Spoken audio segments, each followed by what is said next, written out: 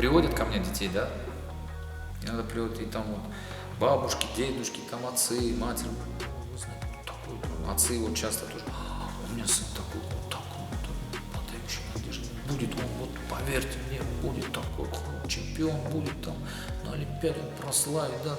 Я смотрю, да, вроде парень неплохой, да, или девочка, да, смотрю, неплохой, да, задатки есть там определенное, вот я вижу, может достичь, да, вот по своему опыту. Но сразу же я говорю, если не бросит, а бросить он может, там разного рода причины могут быть, да, может быть травма, просто вот ему надоело, вот, просто не нравится уже ребенку. А через силу не надо заставлять, человек сам должен выбрать свой путь. Хоть супер тренера приведи, не будет толка.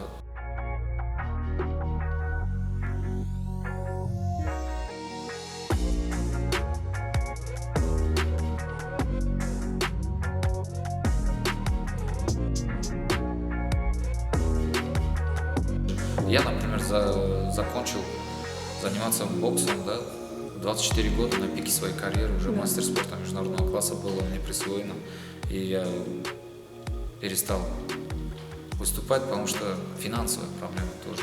Естественно, Олимпиада была моей мечтой, как спортсмена, но, к сожалению, как спортсмен мне не удалось поучаствовать на Олимпиаде, но не опустил руки, продолжил работать как тренер и как судья, и судьбой мне было уготовано быть на Олимпиаде как судья.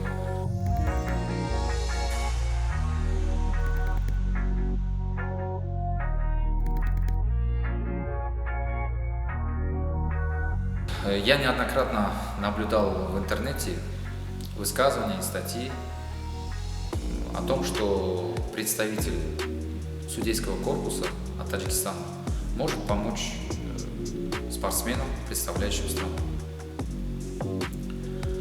Может помочь только в том случае, если бой равный или близкий к равному. Но если бой проигранный, ни в коем случае никак абсолютно не может помочь. А все бои всех трех представителей были проигранными боями.